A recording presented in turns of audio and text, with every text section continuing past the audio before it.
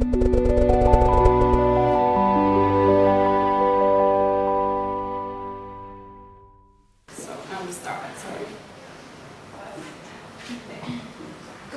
a lot, Lou, for the kind introduction. Yeah, my name is Natalie, and I'm glad to see all of you here. I will skip to the first slide. It only works when you're standing here. So, yeah. Maybe you have to come a little closer. Yeah, that's fine. So I'll talk about real-world implementations of blockchain projects, particularly the large-scale ones. And now that we've got a couple of years that Bitcoin and blockchain has existed, we can see a little bit what worked and what hasn't.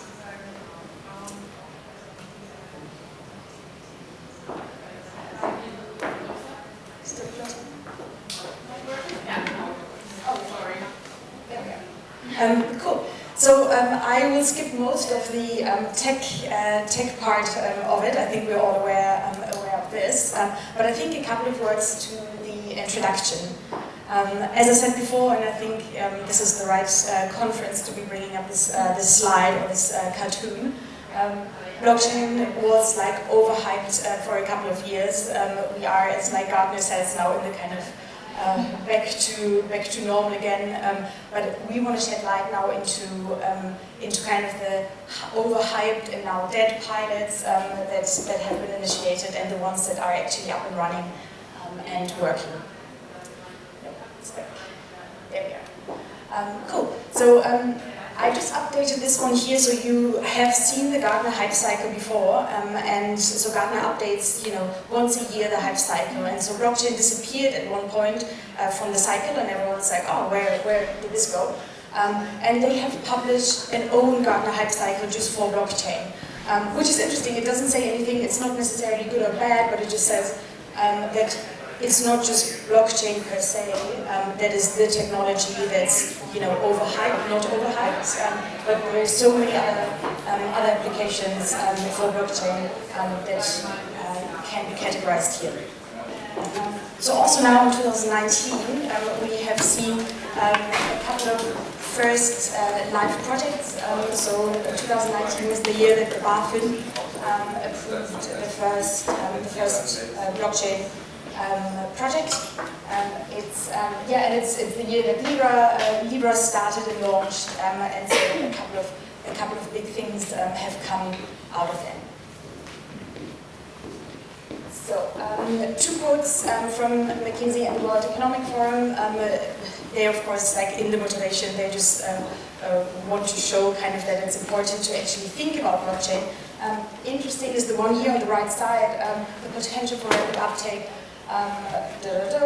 Once all questions are resolved, means that all market participants must be aware of the potential benefits and threats and develop a response plan.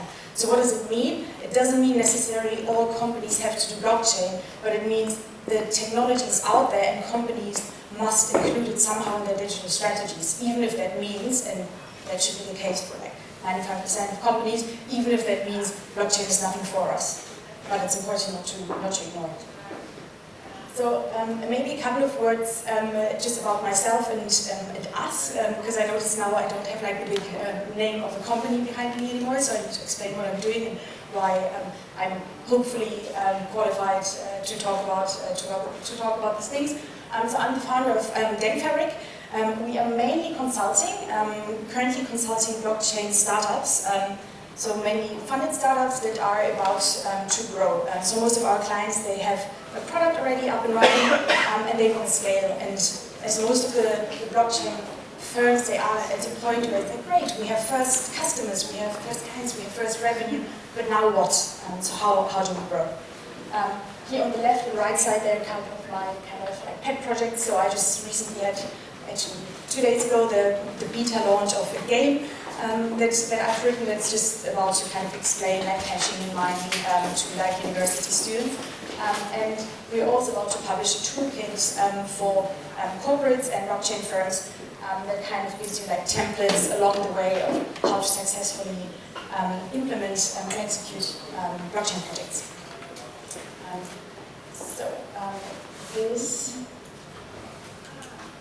think they sometimes stop there. That's our team. I'm part of my two co-founders. That's why I'm showing this. So it's the three of us, and we sit in Berlin. As I said, we have clients from they're mainly blockchain startups, but also two projects from corporates that are launching blockchain projects within them.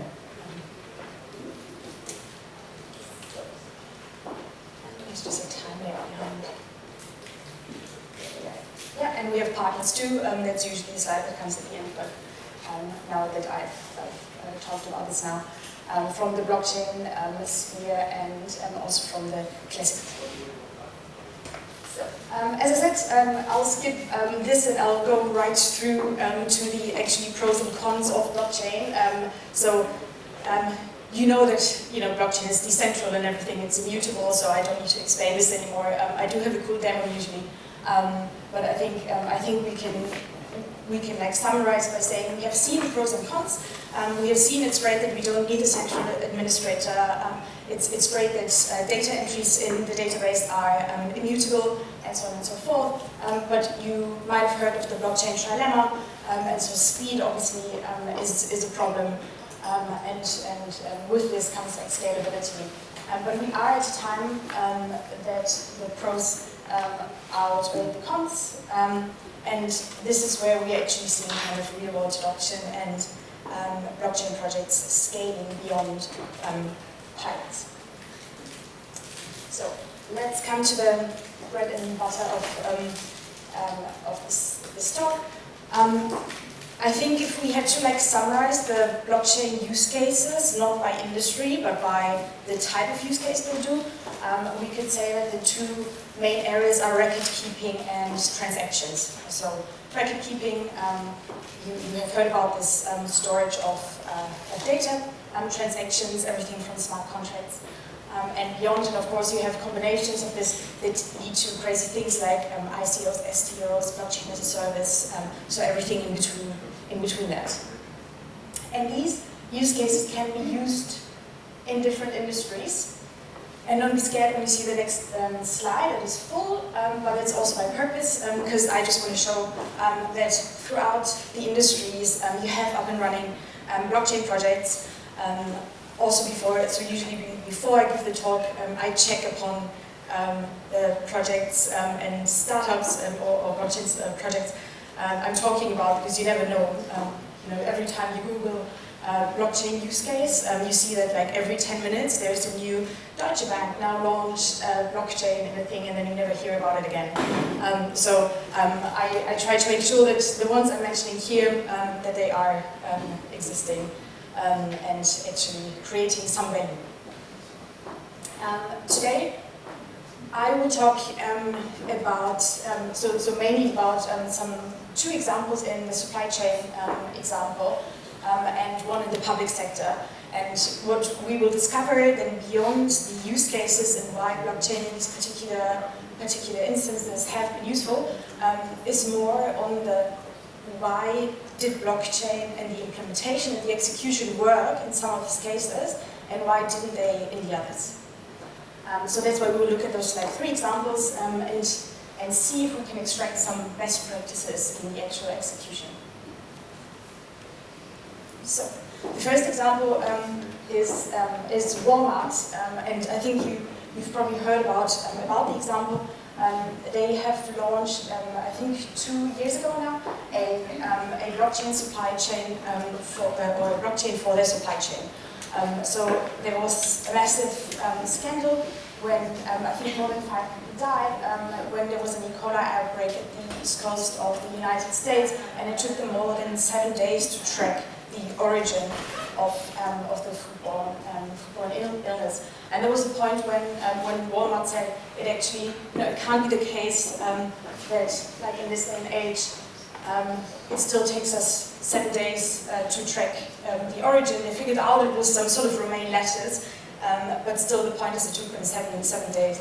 And we're not saying that only because they didn't use blockchain it took them 7 days, because obviously there were other problems involved. You had legacy systems that didn't work together, and it just, you had still pen and paper. So maybe even Excel would have solved a lot of the problems, but we'll see why blockchain was an interesting tech to use for them. What they did, they brought down the time to trace food now to 2 seconds. So that's, of course, I mean, that's a great success. But what I want to talk about, what made the project kind of successful, and why did it not stall like so many others? So a couple of things. So they worked together with IBM, and so when they launched their product, they were actually very, very close to the customers. They looked over the shoulders of like the farmers and so on, and developed a product that is just useful for the consumer. And I thought that was really interesting. I mean, it is just Startup 101 to actually look into a good UX design product. But you've seen so many other cases where this wasn't really the case. Secondly, Walmart, as compared to others, we'll see it in the next example. Walmart has like the monopoly, so they are at the end of the value chain. They are the ones who can tell their suppliers to join their blockchain network, and that's kind of interesting, right? They are like in this monopoly where they can say, you know what, if you are not joining our blockchain system, well, we're not going to stop you. That's also an interesting thing to know, because I think where a lot of blockchain projects stall, or what their hurdles are, is that they fail to onboard all the market participants that they need. Often blockchain benefits from the synergies you have when you have this person, this person, and this person, but then in the end, no one really joins, and they have 2 people on the platform and say, well, now we still really don't benefit from everything that blockchain promised us. So they managed, with the power that they had, kind of the pressure they put on, managed to have their kind of network participants on the blockchain. We'll see later why Walmart is another good example for the execution of a project, but I think now it makes sense to quickly look at the IBM and Maersk example, because it is almost the exact same industry. It's also supply chain logistics, and why did trade lanes not work as well as the Walmart example? Same industry and everything. And again, so I said before about Walmart, I mentioned that they have this monopoly and that they have this power. Maersk, as a service provider, well, they're providing a service. They're somewhere in the middle. They're middleman between one person or a company who wants to sell and ship things to the other side. If they are providing a service that's just really hard to use, well, you're just not going to use the service provider. So that's like an interesting thing. People just stop using Maersk or trade lanes, right? And I think now they picked up again, and it's becoming, so now they put in a lot of this like design thinking thought, and it's interesting. It was also a much earlier project than the Walmart project, but I think it's interesting to know that there are a couple of like hurdles that you need to be aware of. So you can't just be a other player who will come up with a different platform, a different standard, and hope, just because it's kind of new and innovative and it uses blockchain, that others will instantly join you.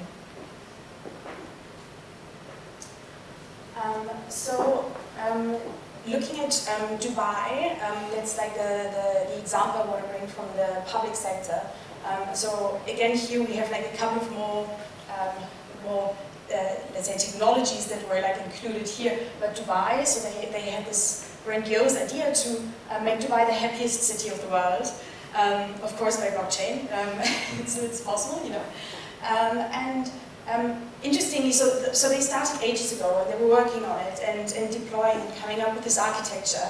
And at some point, and I talked both to the project team and the government, so from Dubai, when I did the research last year, and I asked them what they actually did wrong and what kind of my team did basically when they arrived there.